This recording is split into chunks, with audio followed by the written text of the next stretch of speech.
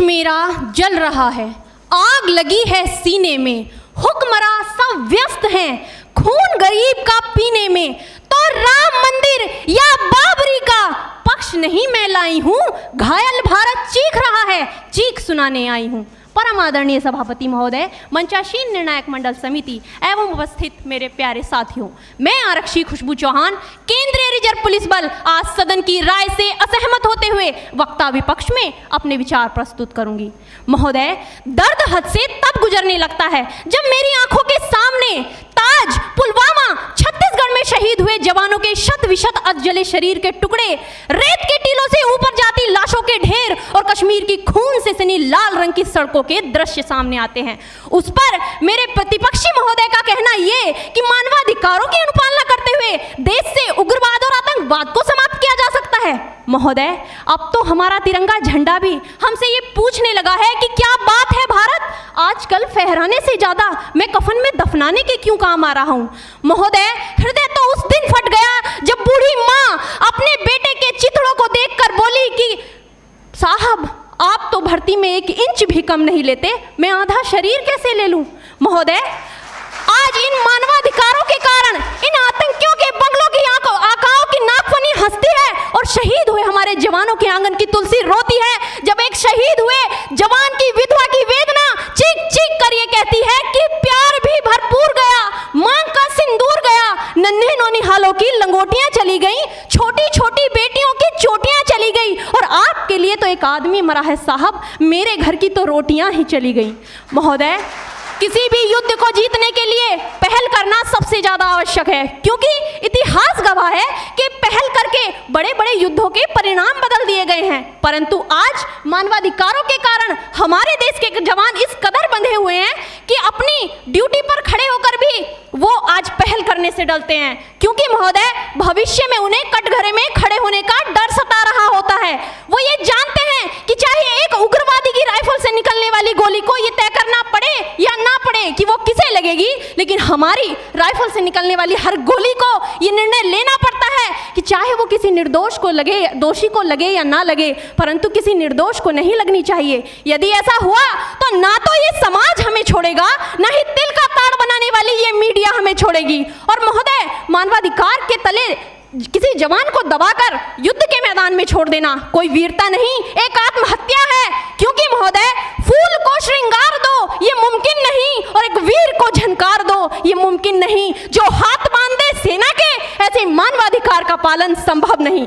महोदय, आज सत्यनिष्ठा के मार्ग पर चलते हुए भी हमारे देश का जवान इन आतंकवादियों, इन पत्थरबाजों से डरता है, क्योंकि वो जानता है कि उसकी राइफल से निकलने वाली गोली अगर टारगेट को हिट नहीं भी करेगी तो भी 400 मीटर तक जाएगी, और यदि इस बीच वो किसी निर्दोष को लग गई तो महोदय हमें अपनी नौकरी से हाथ तक धोना पड़ सकता है।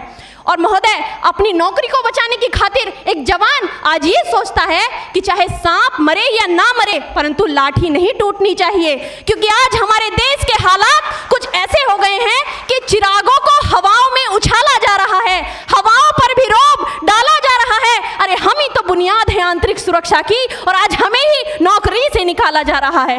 महोदय, जब पुलवामा में 44 जवान शहीद हुए, छत्तीसगढ़ में 76 जवान शहीद हुए, तो कोई भी मानवाधिकार की दुहाई देने वाला हमारे पक्ष में आकर खड़ा नहीं हुआ।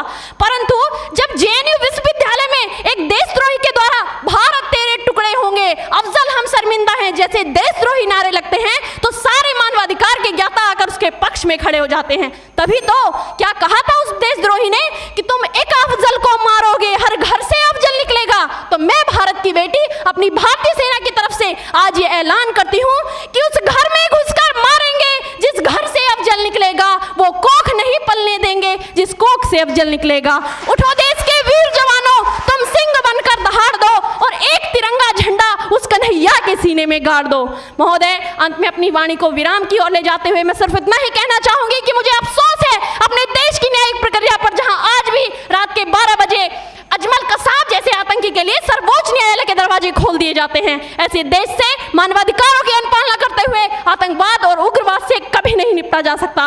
मानवाधिकार के नाम की दुहाइयां देने वालों, सीमा पर लड़ा नहीं जाता चरखों से शोलों के आगे, रामायण पढ़ी नहीं जाती सीमा पर गोलों के आगे। धरती के घोर कुहासे को एक सूरज ही हर सकता है, क्योंकि की एटम बम से रक्षा केवल एटम बम ही कर सकता है। जय हिंद, जय भारत। पाकिस्तान आतंकवाद को ढील दे देगा और 2024 से 25 के बीच में पाकिस्तान से बहुत बड़ा टेरर अटैक होगा इंडिया की ओर से, जिसका जवाब इंडिया बहुत ही करारा जवाब देगा, जिससे कि ये बहुत बड़ा युद्ध का रूप ले लेगा।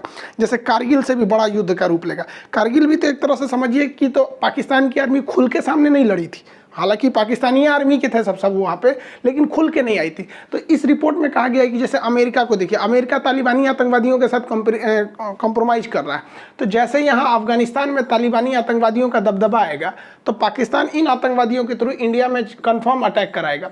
और इंडिया में अटैक कराने का मतलब इंडिया जवाब देगा, जिस तरह पुलवामा में हुआ था, उरी अटैक हुआ था, सर्जिकल स्ट्राइक, एयर स्ट्राइक, इस तरह से बहुत बड़ा। इस रिपोर्ट के अनुसार अब स्ट्राइक ना होकर बल्कि एक पूरी तरह से फुल फ्लेजेड एक बड़े पैमाने पर वार होगा इंडिया पाकिस्तान के बीच में, जिसका सबसे बड़ा कारण बढ़ेगा आतंकवाद। और कहीं ना कहीं ये देखने को मिलता ही है, इनके यहाँ आतंकवाद बहुत भयानक लेवल पे है। इन लोग को लगता है कि पूरी दुनिया में फतह करेंगे लुंगी पहन के यहाँ पर, और इसका नतीजा उनको बहुत बुरा भुगतना पड़ेगा। देखिए भाई साहब, एक बात बताते हैं, अगर कोई आपको अंधेरे का डर दिखा रहा है तो मतलब आपसे टॉर्च बेचना चाहता है, तो ये भी युद्ध का डर दिखा के हथियार बेचना चाहते हैं। ये जो बाइडेन ये बहुत बड़ा होशियार बनते हैं, हथियार ले लो, बम ले लो, तोप ले लो, बंदूक ले लो, मिसाइल ले लो, इसे सब हथियार का व्यापारी है सब। इसलिए भारत और पाकिस्तान के बीच में ये रिपोर्ट दिखा के और हथियार बेचना चाह रहा है। पाकिस्तान तो डर के मारे ले ही लेगा कि भैया हमारा क्या हाल होगा यहाँ पर। लेकिन एक मिनट के लिए मान लेते हैं कि 2024 से 25 के बीच में ये रिपोर्ट सही भी हो जाएगी तो हमारे लिए तो अच्छा है। मोदी जी से बार बार पूछा जाता है कि हम लोग पीओके क्यों नहीं ले आ पाते। 1947 से 48 के बीच में जैसे देश आज़ाद हुआ था तो पाकिस्तान ने भारत का ये 30% एरिया जो ग्रीन वाला देख रहे हैं, इसे पीओके कहते हैं, पाक ऑक्युपाइड कश्मीर, पाक अधिकृत कश्मीर, ये कब्जा कर लिया। और इसमें से लगभग 5000 स्क्वायर किलोमीटर एरिया का ये जो था ये चाइना को गिफ्ट दे दिया था। ये इसे सक्सक्राम वैली कहते हैं, चाइना को इसने गिफ्ट दे दिया। तो हम लोग को पीओके को वापस लाने यही एक अच्छा बहाना हो जाएगा। तुम आतंकवादी हमला करो, हम लोग इधर से पलट के कर देंगे। अब अमित शाह के लिए तो भैया खुशी का कोई ठिकाना नहीं। 2024 के चुनावी मैनिफेस्टो में कर देंगे कि एकदम इस बार हम लोग लेके आएंगे पीओके। अच्छा बात है भैया, हमारा जो टुकड़ा हुआ भारत है अखंड भारत बन जाए। ऐसे कोई अजुराते रहे हम लोग थूर थार के बराबर कर देंगे। कौन सा डर लगा हुआ है हम लोग को। अखंड भारत हम भी चाहते हैं भैया, भारत अखंड हो जाए। हम कहाँ से कहाँ तक चालू होते थे यहाँ पर। और इसमें ये सलमान खान एकदम खुश है। ये क्या लिए खुश है, करा कि भैया मेरा एक तो मूवी था बहुत हिट कर गया, एक था टाइगर, अब 2024 में एक मूवी बनाने जा रहा है। इसको क्या लगता है भाई साहब, सलमान भाई, बजरंगी भैया, इनका क्या सोचना है कि भैया 24-25 में जब पाकिस्तानी हमला करेगा तो भारत के हमले में पाकिस्तान तबाह हो जाएगा, तो एक मूवी बनाना चाहते हैं। एक था टाइगर नहीं, एक था पाकिस्तान, बना बहुत अच्छा, हम भी देखेंगे, चलेगा, बहुत अच्छा मूवी। आप मत रोइए, देखिए आप ही लोग की गलती है। हम लोग जबरदस्ती मारने आते हैं। हम लोग गए थे पुलवामा में हमला करने के लिए, आप ही का मंत्री कह रहा है कि हम लोग पुलवामा में मारे हमला। अरे भैया आप सोते हुए सैनिकों को मारे, हम लोग आपको उठा के धो के चले आए भोरे भोरे। मत रोइए, चुपचाप हो जाइए। कश्मीर में वापस 370 लगाए जाए भैया।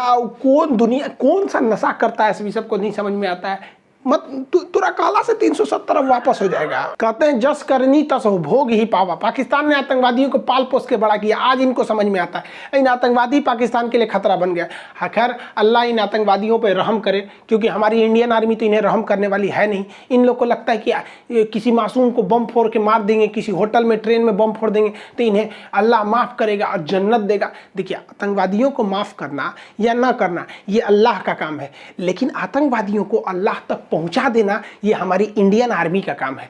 कर दो यार, तुम्हारे पैसे थोड़ी ना कट रहे, कर दो।